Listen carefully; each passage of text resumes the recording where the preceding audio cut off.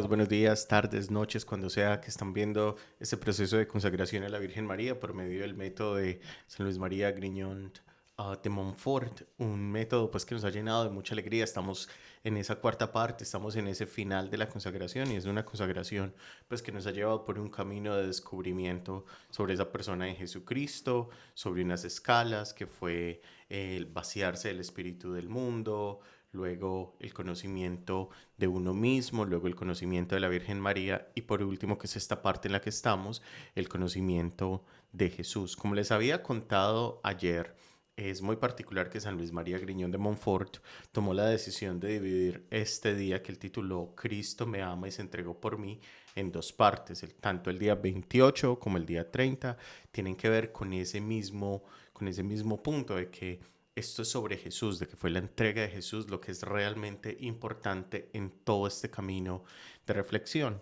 Esta segunda parte tiene una segunda dimensión del sacrificio de Jesús. Entonces entendemos que Jesús se sacrificó, pero ahora en esta segunda parte va a reflexionar sobre qué es lo que pasa cuando nosotros decidimos compartir los sufrimientos de Cristo.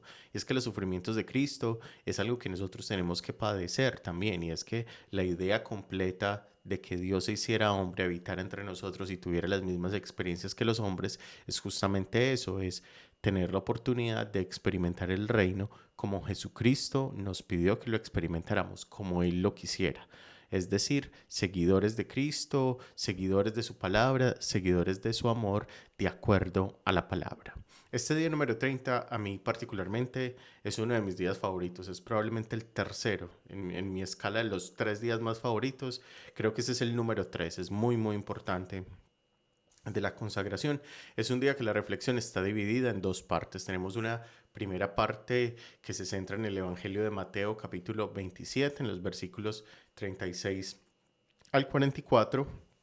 Y tenemos una segunda parte de este día que tiene que ver más con la imitación de Cristo, ya no en el libro número 1, sino que volvemos al libro número 2, que es un libro muy, muy bonito, pero ya en el capítulo 11 son dos textos hoy para reflexionar muy profundos. Entonces vamos a empezar con esta primera parte. Nos propone en este día número 30 San Luis María Griñón de Montfort que observemos la experiencia de la gente que estaba alrededor de Jesús en el capítulo 27 de Mateo, en los versículos 36 al 44. ¿Y por qué San Luis María Griñón de Montfort nos está pidiendo esto?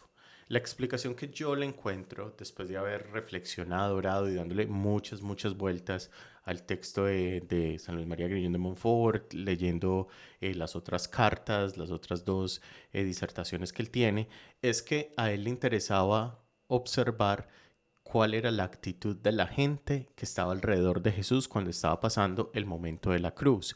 ¿Y por qué es eso? Porque la cruz en sí mismo está representando para la vida de Jesús un cambio. Primero, una confrontación y segundo, una transformación de todo lo que está haciendo.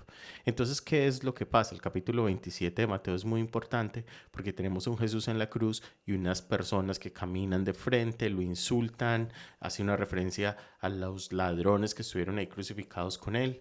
Hagamos ahora una corrección porque a veces escuchamos ese término que Jesús fue crucificado con un buen ladrón, o sea, que había un ladrón y había uno de los ladrones que era muy bueno, entonces le dicen el buen ladrón.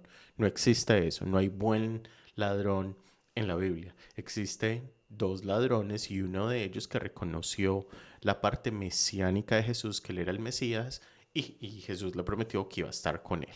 Entonces, esa idea de un buen ladrón no existe, no hay ladrones buenos y robar no es bueno bajo ningún predicamento. Pero nos dice una cosa muy bonita y es que la gente está increpando a Jesús y le está diciendo, mire, si usted estuvo en la cruz y usted dijo que usted iba a destruir el templo y lo iba a reconstruir en 3 días, ¿usted por qué no se baja de ahí? Si usted se baja de la cruz, le vamos a creer. Es decir, incluso si él había hecho milagros, incluso si él ya les había demostrado que él tenía el poder, la gente seguía dudando de eso. La gente no entendía que ser crucificado, morir y resucitar era parte de la misión que Jesús tenía. Pero para que se cumplieran las promesas que Dios había hecho en Abraham y en el rey David y que se configurara esa grandeza del Mesías, Jesús se ve en todos estos momentos en una postura silenciosa. Si nosotros miramos, ni Jesús había perdido la confianza, ni le estaba devolviendo insultos a las personas, ni dice que ninguno de los discípulos estaba increpando a la gente, sino que se habla, básicamente el capítulo 27 de Mateo, habla de un silencio de Jesús frente al sufrimiento y la causa de la fe. ¿Por qué les digo esto de la causa de la fe? Porque toda esta consagración nos lleva a que nosotros tengamos un cambio. Y tener un cambio implica que nosotros nos dejemos crucificar con Jesús, que nosotros nos pongamos con Él ahí, que nosotros tomemos la decisión de estar con Él. Entonces lo que termina sucediendo es que cuando uno cambia la vida y uno abraza la cruz de Cristo y uno empieza a transformar la vida, uno va a tener muchas personas, porque lo primero que uno va a tener que hacer, como uno no es perfecto, es que uno va a tener que crucificarse con Jesucristo.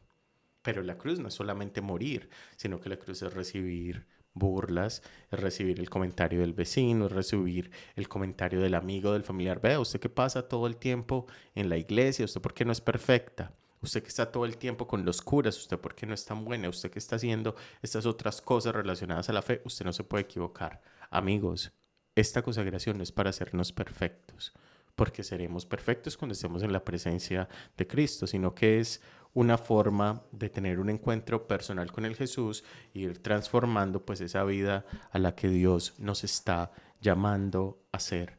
Cuando nosotros cambiamos, cuando la cruz cambia, cuando esto se vuelve un momento del amor, cuando nos vamos con Jesús, esta consagración cambia totalmente, porque entonces ahora ya nos vamos moviendo a ser crucificados con el Señor y vamos a tener muchas personas que se van a ir en contra de nosotros, muchas personas que no van a ver nuestro momento de cruz como un momento de conversión, sino que van a tratar de ver eso como un momento de transformación y un momento de burla.